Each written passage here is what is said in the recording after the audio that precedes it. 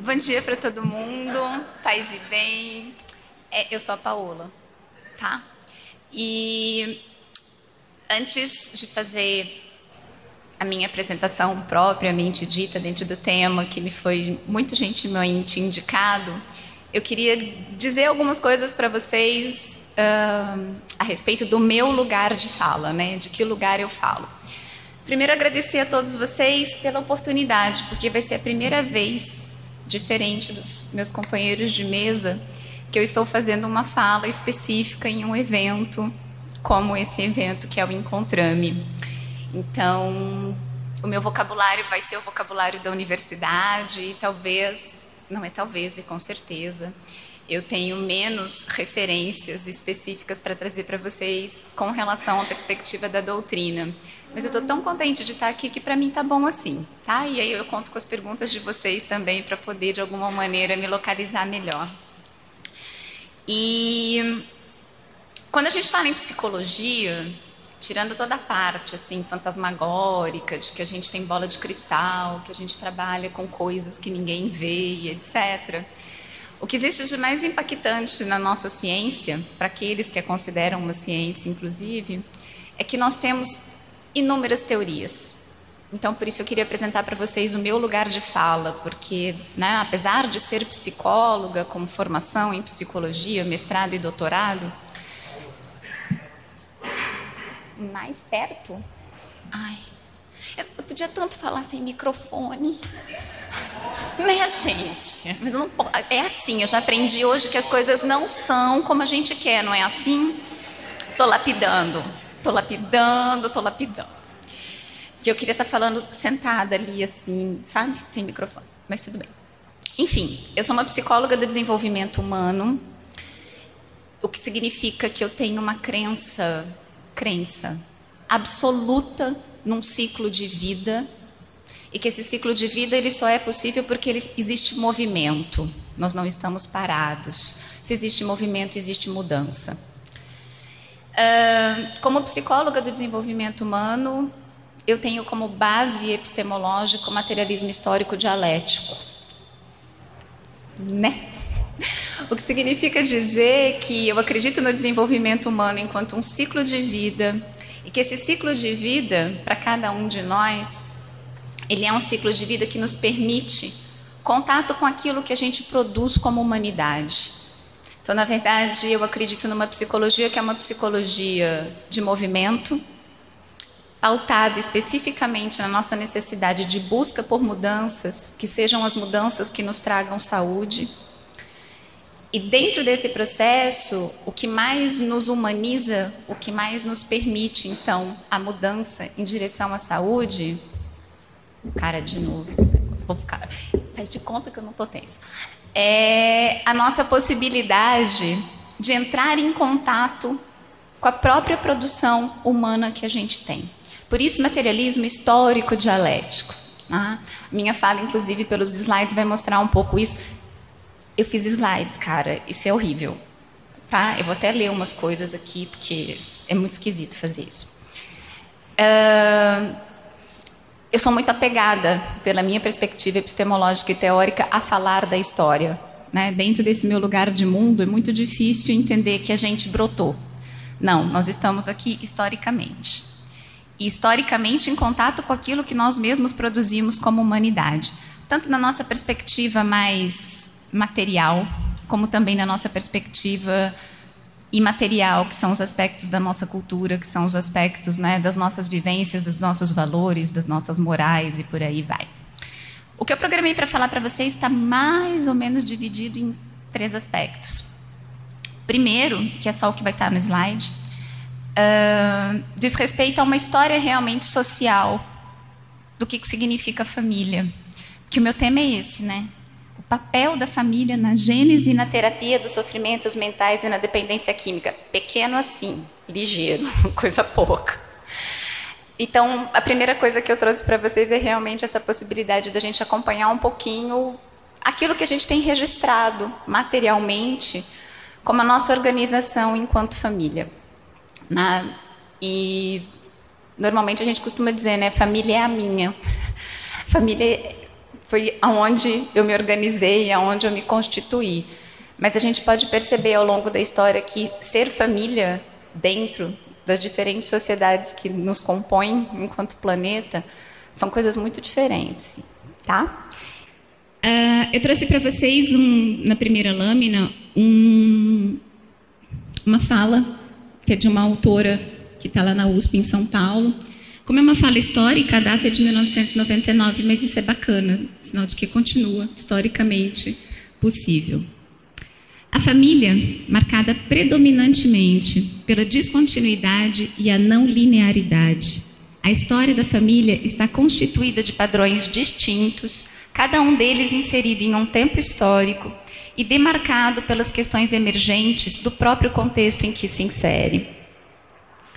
A variabilidade histórica da instituição família, portanto, desafia qualquer conceito geral, até mesmo porque a tentativa de generalização e/ou enquadramento em um único modelo, conceito, corre o risco de ocultar a diversidade de relações que comporta e, o que é mais grave, negar a complexidade que viabiliza sua diversidade. Com essa fala da Silva, eu queria abrir para vocês dizendo disso, né? Quando a gente fala em família, como gênese, né? Como possibilidade de origem, e de família, como uma possibilidade também de amparo, de acolhida e de proposta dentro de terapêuticas, seja para a questão de transtornos mentais, seja para a questão, né, do uso abusivo de substâncias psicoativas, a gente não pode partir do princípio que a gente sabe de que família a gente está falando. A gente pode dizer que a família é importante, tanto na gênese como na terapêutica.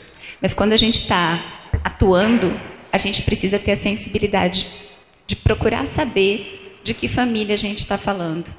Porque a gente não está falando de um conceito possível de generalização. A gente está falando de uma necessidade, de um encontro nosso como profissionais ou como diferentes indivíduos com as nossas próprias questões e com as questões dos grupos aos quais a gente faz parte. Inclusive, tem um recorte dentro do recorte do que eu vou dizer, porque a gente está falando de famílias ocidentais, né? Porque é desta forma que a gente se localiza historicamente. Aquilo que serve para a nossa história como Ocidente não se repete em outras culturas, são outras famílias, tá? Enquanto origem, e acho que aí a doutrina, inclusive, é sublime quando ela diz dos processos de reencarnação e que a gente vai realmente, através do tempo, podendo lapidar. Enquanto origem, a gente tem família como uma definição de estratégia de uso de poder, né? A família, tanto na Grécia como na Roma antigas, ela era um espaço de dominação masculina, necessariamente, aonde o que existiam eram processos de submissão, seja das mulheres, sejam dos filhos e ou mesmo dos escravos. Não estou trazendo aqui nenhum julgamento, até porque a gente está falando de história e isso não cabe, né? Mas é da ideia de que realmente a gente tem processos históricos que vão mostrando que a gente precisa de algumas lutas, de alguns embates, de alguns reconhecimentos de distintas formas de interagir para combater a nossa própria origem, porque a nossa origem está aí, né? Em relações de poder, de desigualdade, de submissão, de escravidão. E isso pode já puxar aquele balãozinho do lado que diz assim: imagina como estão experimentando essas coisas os indivíduos que estão vivendo esses processos, né? O que a gente está construindo psiquicamente para aqueles que exercitam esse poder e o que a gente está construindo psiquicamente para aqueles que estão na proposta de submissão a este poder. A Idade Média traz uma coisa muito bacana, que é a nossa possibilidade, enfim, de organizarmos as nossas experiências, sim pelas trocas econômicas, sim pela necessidade do trabalho, sim ainda com uma perspectiva de exploração, mas também com uma possibilidade de laços afetivos. Eu vou usar de um vocabulário mais cotidiano, mas eu diria que nós, como sociedades ocidentais, nós temos a sorte do amor, do afeto, realmente ser um bem imaterial. porque é onde ele nasce, né? Quando a gente vai fazer estudos e pesquisas sobre a origem do sentimento do amor no plano material, esse reconhecimento que a gente faz de um apego, de um apreço, de uma saudade quando está longe, de um reconhecimento de quem é o outro na nossa vida, de uma perspectiva muito positiva, isso se dá junto às pessoas que não têm bens materiais acumulados. O amor só é possível para aqueles que não precisam manter herança, para aqueles que não precisam se preocupar com as trocas econômicas. Aí você pode gostar. Então, do ponto de vista histórico, né, da história das mentalidades, como a gente chama, o amor, ele é pobre de bens materiais. Quem não tem bens materiais pode gostar do outro pelo que ele é. Quem não tem bens materiais pode se filiar aos outros pelas suas afinidades afetivas. Porque, teoricamente, eles não têm nada quando se olha da perspectiva material. Mas, do ponto de vista psicossocial, eles têm o melhor, que é a vinculação pelo afeto. Isso aparece para a gente, isso é reconhecido historicamente a partir da Idade Média, de uma maneira mais efetiva. Essas trocas elas vão sendo reconhecidas e elas vão começando a ser um pouco mais generalizadas. Passa para mim, por favor. Sentimento de família, caracterizado assim, com este nome, a gente tem a partir do século XVII, nas sociedades ocidentais, quando a gente tem uma possibilidade aí dessa expansão das vivências afetivas, amorosas para a sociedade em geral e de uma localização muito importante, que é a localização do sentimento com relação à infância. Então, a gente discute o sentimento de família muito vinculado à ideia de um sentimento de infância. Quando a gente reconhece que dentro das famílias, dos arranjos familiares, existem pequenos seres que, então, por características biológicas, apresentam uma necessidade de dependência dos maiores. E que, a partir do momento que você atende essas necessidades, este ser pequeno vai se desenvolvendo, vai respondendo. Quem convive com criança sabe que criança responde muito rápido, né, gente? Você sorri, ela sorri. Você cuida bem, você trata bem. Ela come bem, ela dorme bem. Às vezes ela perturba um pouco, mas normalmente você tratando bem uma criança, ela te devolve muita alegria. Ela te devolve um bem-estar muito grande. Então, o sentimento de família para a gente vem muito associado com o sentimento de infância. A partir do momento que a gente consegue reconhecer nas crianças seres individuais que têm características próprias e que se beneficiam do nosso cuidado, do nosso apreço, da nossa condição de estarmos próximos a elas e atendendo algumas necessidades delas. Uma das coisas que aparece também com o sentimento de família, o sentimento de infância e a formalização da educação, né? Então, muito também do que a gente entende por família advém de uma ideia do que a gente entende também por escolarização formal. A escola ajuda a gente a entender que família existe, porque a gente vai começando a criar instituições específicas para o cuidado da criança, e aí a gente vai tendo mais facilidade de delimitar papéis, o que é da família, o que é da escola, o que é do tutor e por aí vai. O sentimento de família, então, essa ideia de que existem pessoas que são responsáveis umas pelas outras, de que aquilo que acontece naquele ambiente com cada um é responsabilidade de todos e que a gente precisa buscar estar de bem com a vida junto, isso favorece que, em especial, os adultos desenvolvam aquilo que a gente chama de características protetivas. Isso desenvolve nos adultos a necessidade de estar próximo, o tempo todo, né? Desenvolve nos adultos a condição do cuidado, desenvolve nos adultos o real apreço de uns pelos outros. Então, isso a gente chamaria de características protetivas, que são importantes quando a gente olha para a família, fazendo parte de terapêuticas, não? Por outro lado, existem alguns riscos para a condição dos indivíduos e da sustentação dessas próprias famílias que permanecem desde a Grécia Antiga e da Roma, porque a gente sempre vai ter questões econômicas envolvidas, questões políticas envolvidas, questões sociais envolvidas. Então, não é para todos, e não são todos que conseguem desenvolver essa característica protetiva da família.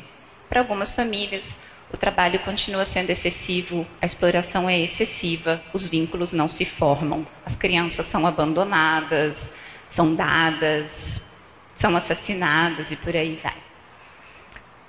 Quando a gente fala de Brasil especificamente, a gente está falando então de uma miscigenação de todas essas ideias, né? Porque nós somos colônia, fomos, em princípio, colônia, então a gente já importa um modelo europeu de família, que é essa ideia de uma família nuclear, onde existe um responsável pelo sustento, outro que fica em casa e dá manutenção afetiva, mas a gente também sofre as interferências, que são muito benéficas, inclusive, dos povos originais que nós tínhamos aqui no nosso país, hoje ainda temos, mas numa condição muito diversa, e também de toda a população africana que vem durante o período de escravidão.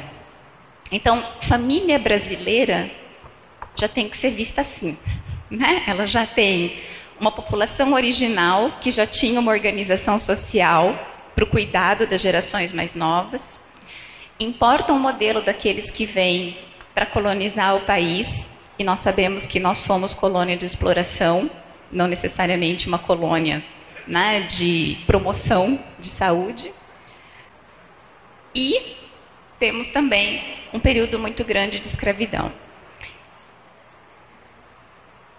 Muita gente fala disso. Eu leio muito a Mari Del Priore, lia, para falar desses assuntos, né? Então, a gente, inclusive isso, a gente tem alguns autores que são clássicos na sociologia, na antropologia, quando falam de família no Brasil, e nós vamos ter muitos historiadores que vão dizer tudo isso que está dito é muito importante, é uma realidade de alguns, mas não é de todos, né? Então, a gente tem diferentes modelos de família no país que vão sendo, o tempo todo, experimentados, vivenciados, modificados e por aí vai. Dentro da psicologia do desenvolvimento, em especial dentro da abordagem do materialismo histórico dialético, a gente trabalha muito com esses dois conceitos, né, que são os conceitos de risco e de proteção. Basicamente, a gente costuma dizer que são dois lados de uma mesma moeda. Aquilo que pode te fazer bem, te proteger, implementar a tua saúde, dependendo do caso, é a mesma coisa que te faz mal. Tá? E são basicamente três coisas que funcionam como risco ou proteção na vida de um indivíduo, e a gente vai traduzir isso para a questão familiar. Existem as nossas próprias características pessoais. Eu posso me proteger daquilo que vai me agredir pela minha autoestima, pela minha sensibilidade de compreensão do contexto e do outro, pela minha condição de saber aquilo que é minha responsabilidade, aquilo que não é, pela minha interpretação dos fatos. São características pessoais. Como eu vejo o mundo e como eu me vejo, pode me proteger de um adoecimento, em especial um adoecimento afetivo, mental, como também, por outro lado, se as minhas características pessoais não estiverem bem implementadas, bem organizadas, úteis para a minha saúde, elas estão potencializando o lado contrário. Então, se ao invés de uma autoestima regulada, eu tenho uma baixa autoestima, eu estou falando do mesmo conceito. Ela regulada me protege.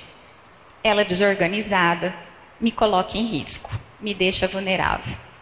Então, as nossas características pessoais, elas podem nos proteger ou podem nos vulnerabilizar.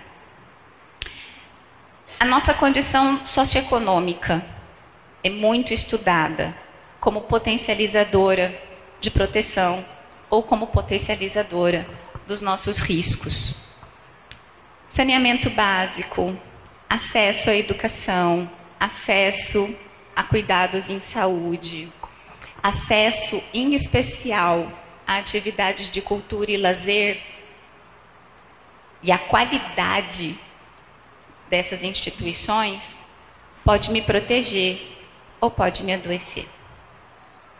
Então, constitucionalmente falando, a gente sabe, é direito de todos nós. Todos nós precisamos desses acessos. a uma saúde de qualidade, a uma educação de qualidade, a propostas de cultura e de lazer frequentes e organizadas. Uma coisa é, temos acesso ou não? E se temos, temos com que qualidade? Para quem trabalha com populações economicamente desfavorecidas, a gente sabe que o discurso normalmente é assim: para quem não tem nada, qualquer coisa serve. Isso é uma visão absolutamente potencializadora do risco. Primeiro que não existe quem não tenha nada, né, gente? A partir do momento que a gente está vivo, a gente tem vida. Isso é muito. E segundo, que qualquer coisa é um parâmetro bastante perverso, quando o objetivo é oferecer algo que promova saúde, que promova integridade. Então, as nossas condições socioeconômicas, elas também podem nos proteger, ou elas também podem nos colocar em risco, não só pela quantidade do acesso que a gente tem aos bens, mas pela qualidade desses bens, pela nossa possibilidade de ter acesso a esses bens de uma maneira diversa, de uma maneira crítica, de uma maneira compreensiva, e não apenas o acesso a esses bens de uma maneira já previamente limitada. Aquilo que você pode ou não pode acessar, dentro de que condições. A terceira coisa que nos protege ou nos coloca em risco é aquilo que na literatura a gente chama de uma representação familiar. O que é isso? Em princípio, todos nós nascemos e fomos criados dentro de um contexto familiar. Mesmo aqueles que não tiveram oportunidade consanguínea, tiveram uma oportunidade institucional. Eu não estou falando mais nada disso. Uma oportunidade institucional de acesso a cuidados. Enquanto a gente vai convivendo em família, toda a nossa condição cognitiva, né, os nossos processos mentais, toda a nossa condição biológica, toda a nossa condição psíquica, que grossíssimo modo é a nossa condição de representação de nós mesmos, na convivência familiar vai sendo construída e acessada. Normalmente, frequentemente, é na minha família que eu ouço dizer: nossa, como você cresceu? Nossa, como você ficou bonita? Nossa, esse sapato nem serve mais, já vai ter que trocar? Isso tudo vai me ajudando a ter representações de quem eu sou. Vocês me viram chegando aqui dizendo, eu sou baixinha. Do ponto de vista da métrica, nem tanto, porque eu tenho 1,62 m e meio. Meio é muito importante, gente, porque é o primeiro que a gente perde. Depois vão os outros. Né? Do ponto de vista da métrica, nem tanto. Mas eu aprendi a ouvir isso. Que eu sou baixinha. Porque eu venho de uma família onde as pessoas são bem mais altas. Então eu sou baixinha. Eu acho legal ser baixinha, porque eu fui aprendendo que ser baixinho esconde debaixo da mesa, né? Que ser baixinho, você acha ovo de Páscoa muito mais fácil que os seus irmãos. Porque você vê o mundo de um lugar mais baixo. É divertido ser baixinho, não tenho problemas. Ao contrário, eu acho legal. Uma representação sobre mim mesma, que vem de uma convivência com a minha família, que fica em mim. Se é protetivo, a representação que eu tenho da minha família, se ela é protetiva, se aquilo que a gente viveu junto me empodera, me faz bem, me faz ter certeza que eu tenho um lugar no mundo e que eu mereço esse lugar, tá bacana. Mas eu posso ter uma representação dentro do meu sentimento de família que pode ser altamente destrutiva. Pode me fazer desacreditar que eu mereço ser feliz, pode me fazer desacreditar que o mundo é um lugar possível, que eu tenho uma contribuição para dar, que se eu fizer a minha parte as coisas podem dar certo, enfim. Então são 3 coisas: as minhas características pessoais, as condições socioeconômicas que eu consigo acessar e uma representação específica que eu vou ter então das minhas vivências familiares. Isso é risco ou proteção na nossa vida. Por isso que quando eu trabalho com vocês um pouquinho a história da família, grosso modo eu estou tentando falar disso. nem todos nós acessamos as mesmas condições socioeconômicas. Nem todos nós temos a mesma condição de filtrar aquilo que nos é dito, de filtrar aquilo que a gente experimenta dentro das famílias e ver apenas as coisas melhores que existem ali. E nem todos nós vamos conseguir nos fazer entender a nós mesmos como pessoas que valem a pena. Isso é histórico, no sentido de que isso está dado numa convivência fraterna o tempo todo. Então, o tempo todo, a família pode sim ser um espaço que estimule o nosso encaminhamento, ou o nosso direcionamento, melhor dizendo, para o consumo de substâncias psicoativas. Encaminhe, direcione, facilite, auxilie. Nunca é culpa, nem responsabilidade plena. Ninguém vai poder dizer assim, nossa, né, o meu irmão, ou o meu filho, ou o meu avô, ou o meu pai faz, né, uso de substância psicoativa de forma abusiva porque na família dele. O sujeito sempre tem escolhas. Mas sim, a família tem condição de favorecer que a gente fique bem ou de favorecer que a gente busque determinados consolos, determinados amparos ou acolhidas numa possibilidade de substâncias psicoativas ou numa desorganização afetiva e mental que, querendo ou não, nos conforta, porque a gente dá uma saidinha da realidade e vive outras coisas. Não quer dizer que essas outras coisas são boas, mas são outras coisas. Isso para falar para vocês de maneira geral do porquê que eu trouxe o histórico da família.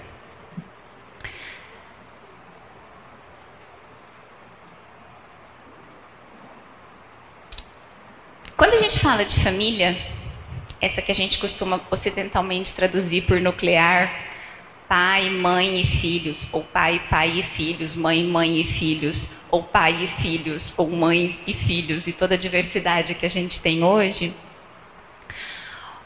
O que para nós na psicologia é super importante é essa perspectiva de que são indivíduos olhados sozinhos, cada um deles com uma idade, vivendo um processo do seu ciclo de vida. Então eu posso ser uma adulta, meu caso muito típico, eu sou uma adulta de 43 anos, que vem de uma família de 5 filhos, aonde eu sou a filha solteira, sem filhos. Isso é o indivíduo Paola dentro da família Biasoli Alves. Eu, Paola, tenho as minhas características pessoais, tenho o meu desenvolvimento pessoal, tenho a minha vida. Quando eu retorno para a minha família de origem, eu não sou nem a Paola, que isso não cabe, ou eu sou a Pau, para meus irmãos mais velhos, ou eu sou a Papau, para as minhas irmãs mais novas. E, teoricamente, eu sou aquela que vai resolver o que precisa. Então, quando a gente olha para a família, é esse conjunto de indivíduos, mas que podem se ver como indivíduos, mas inseridos naquele contexto eles têm papéis diferentes. Então, é diferente na sua família você ser criança, você ser adolescente, você ser jovem adulto, você ser jovem idoso, você ser idoso. É diferente dentro da família você ser alguém que está, né, organicamente preservado, de ser alguém que vai trazer, que vai portar alguma necessidade de cuidado específico, porque o teu funcionamento orgânico não está correspondendo. Então, quando a gente olha para essa perspectiva do ciclo vital, e se a gente for olhar para a gênese e para tratamento, quando a gente está falando, né, de abuso de substâncias psicoativas e de transtornos mentais, a gente sempre tem que ter esse cuidado de olhar o indivíduo no seu processo de desenvolvimento e olhar esse indivíduo dentro do desenvolvimento da família. Nem todos nós, apesar de termos muitas expectativas, de termos muitos desejos, estamos preparados para as nossas próprias famílias.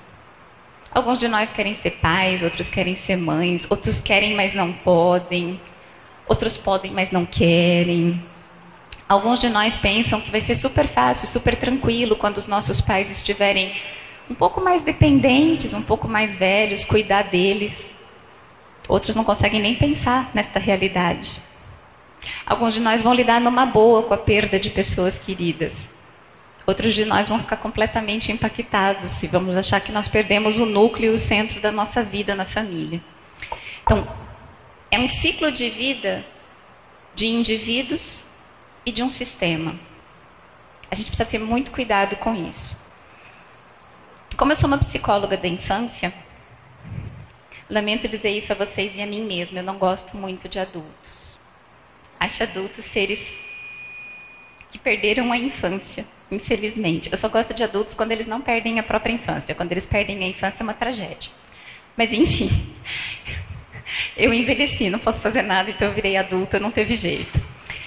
Quando a gente olha então para uma família nuclear, pai, mãe, filhos, e nas suas diversidades, a gente tem que olhar para uma necessidade de responsabilidades.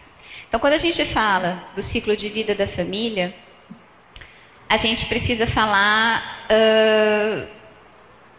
dessa responsabilidade da família, onde os adultos precisam buscar em si, como indivíduos, o autoconhecimento, a consciência dos seus afetos, a consciência das suas representações sobre o mundo. Os adultos eles precisam ser responsáveis por identificar as suas expectativas com relação ao próprio caminho no ciclo vital, as expectativas que eles têm para as gerações mais novas. E eles precisam se sentir amparados e eles precisam saber que preparar a geração mais nova não é depositar nela aquilo que você precisa, aquilo que você quer, aquilo que você deseja. Preparar a geração mais nova é dar à geração mais nova o direito de se conhecer, o direito de se reconhecer na sua humanidade, de acessar, gente, aquilo que a gente produz como humanidade. Lá no serviço de psicologia da universidade, eu falo muito isso para os meus estudantes. Como é difícil observar uma criança, né? Como é difícil apenas olhar para uma criança e ver o que ela está fazendo. Sem ficar pensando, nossa, será que isso está certo? Será que isso está errado? Será que ela fazendo isso assim agora significa que mais tarde alguma coisa assada? E às vezes eu pergunto para os meus alunos, tá, mas você estava na sala com a criança, brincando com a criança, como é que ela estava? Ah, não sei, professora, eu só queria que ela fizesse o que eu estava pedindo. Não estamos bem assim. Nós precisamos observar as crianças, nós precisamos perceber nas crianças a sua maneira de acessar o mundo, de lidar com o mundo. A gente precisa ter espaço para essas crianças dizerem do que querem, dizerem de quem são. Essas crianças precisam ter espaço para trazer a sua afetividade. Dizia o Dr. Flávio, né? Todo mundo gosta de chocolate, gosta de carinho e de aceitação. Né? Uma contrapartida de rejeição, uma contrapartida de crítica, ninguém quer. Isso dentro das famílias, gente. Né? Se aqui a gente já não levanta a mão para dizer que gosta de ser contrariado, que adulto responsável gosta que uma criança enfrente e diga, não gostei disso que você fez comigo? Você pode dizer para ela, né? Ela não pode dizer para você não. Então, quando a gente olha para a família como gênese da possibilidade de que um membro venha fazer uso de substâncias psicoativas, mas também da possibilidade de se inserir num processo de tratamento com essa pessoa, a gente está falando de processos de aceitação. A gente está falando de processos de reconhecimento da individualidade de cada um. E quando eu digo aceitação e reconhecimento, gente, eu estou falando de aproximação. Culturalmente falando, infelizmente, a gente vive um momento em que as pessoas acham que aceitar e respeitar é se manter distante. Porque normalmente para aceitar e respeitar as coisas que não são as mesmas que as nossas, a gente prefere não entrar em contato. Não, aceitar e respeitar é você chegar perto. É você conseguir ouvir o outro. É você conseguir perceber que o outro pensa diferente de você, sente diferente de você, e que ele precisa argumentar sobre isso. Ele precisa saber sobre isso. Um indivíduo na sua família precisa se sentir seguro, gente, para achar que aquele lugar é dele. Eu não vou querer sair da minha família quando eu sou aceito e respeitado por ela. Ou quando eu trago coisas que ninguém entende, mas que todos vão comigo procurar ajuda para poder entender. Então, como gênese de busca de substâncias psicoativas e de transtornos mentais, a gente vai ter essas organizações familiares em que os indivíduos desconhecem a si mesmos, em que os indivíduos não são capazes de se perceberem como únicos, mas também fazendo parte de um sistema que precisa funcionar pelo cuidado, pela proteção, pela busca de um diálogo que seja engrandecedor para todos. Ao mesmo tempo, a gente pode contar com a família para as terapêuticas, quando essas famílias vêm e dizem: a gente não está entendendo nada, mas este nosso membro está sofrendo, e o sofrimento dele é o nosso sofrimento. A gente sabe que são coisas dele, mas a gente está aqui para colaborar, para ele se sentir apoiado, para ele se sentir aceito. As duas coisas hoje em dia, até falei para o Dr. Luiz Augusto, que para mim ia ser um desafio muito grande estar aqui conversando com vocês, porque pela minha experiência na clínica da psicologia, eu tenho hoje em média talvez 50 pacientes sob minha supervisão. Eu não tenho nenhuma história bonita de família para contar para vocês, infelizmente. A maior parte das crianças que eu atendo são crianças que são encaminhadas porque ninguém mais dá conta.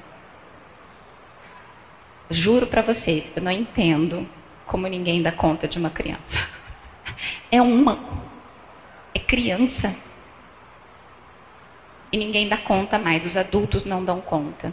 Os adultos que a gente atende lá não relatam nas suas histórias de vida experiências de acolhida, de aceitação, de busca de conforto nas suas famílias. São todos indivíduos que desde muito cedo relatam: eu sabia que eu não podia ficar ali. Eu sabia que ali eu não ia poder ser quem eu sou. E imaginem o peso dessa frase, né, gente? Poder ser quem eu sou. Cada um de nós é o que é e está aí para lapidar. Por que você não pode, no espaço que dizem que é o espaço original para você ser quem você é o primeiro espaço da onde você entende que você precisa fugir? Não acho que eu tenha sido a pessoa mais organizada do mundo, mas a ideia é essa: dizer para vocês que a gente tem uma história, que essa história mostra que a gente precisa pesquisar de que família a gente fala, que a gente não pode estar trabalhando com a ideia da família entendendo que isso é um conceito único, porque não é. A gente precisa entender que dentro dos processos históricos, em especial pelas questões econômicas e sociais, as famílias foram empobrecendo afetivamente, as famílias foram empobrecendo em termos de saúde mental, por tudo aquilo que a gente constrói nas nossas sociedades urbanas. A gente precisa entender que o consumo de substâncias psicoativas envolve muito julgamento. A gente costuma olhar para as pessoas que fazem uso de alguma substância psicoativa e identificar nelas como pessoas coisas ruins, características ruins. E a gente precisa olhar para o consumo de substâncias psicoativas como um contexto, né? Substâncias psicoativas, elas são mercadoria. Difícil você acessar substâncias psicoativas que não custem algum dinheiro. Substâncias psicoativas, inicialmente e perversamente, produzem uma certa exacerbação de características que o indivíduo está precisando delas, ele considera positivas. Substâncias psicoativas, muitas vezes, são remédios. A gente precisa fazer uso delas para readquirir um determinado equilíbrio. E a gente não pode esquecer que na nossa sociedade também substâncias psicoativas hoje, pelo tráfico, caracterizam crime. E aí a gente tem toda uma outra lógica envolvida nisso, que é o nosso sistema prisional, e vai, não vou por aí. Mesma questão, a questão dos transtornos mentais. Um diagnóstico bem feito, compreensivo, contextualizado, e não aos processos que são os processos de marginalização, que são os processos que admitem maus tratos, que são os processos de desumanização. para fechar, o que eu poderia dizer para vocês é que, assim, eu acredito muito que família hoje precisa de amparo, precisa de projeto, precisa de política pública para se reorganizar, para se redescobrir como um núcleo, que é um núcleo de convivência, que é um núcleo de construção de identidades e que é um núcleo específico de amparo, de bem-estar, que é um núcleo específico de promoção daquilo de bom que a gente ainda tem para viver e que tem por vir. Acho que família é aquele lugar onde, quando a gente nasce, a gente tem que acreditar que o mundo vale a pena. Família não pode ser o lugar que, depois que a gente nasce, viver um pouquinho nela, é o lugar que a gente acredita que a gente teria que estar o mais distante possível para poder ser feliz. Acabei. Grata pela atenção de vocês.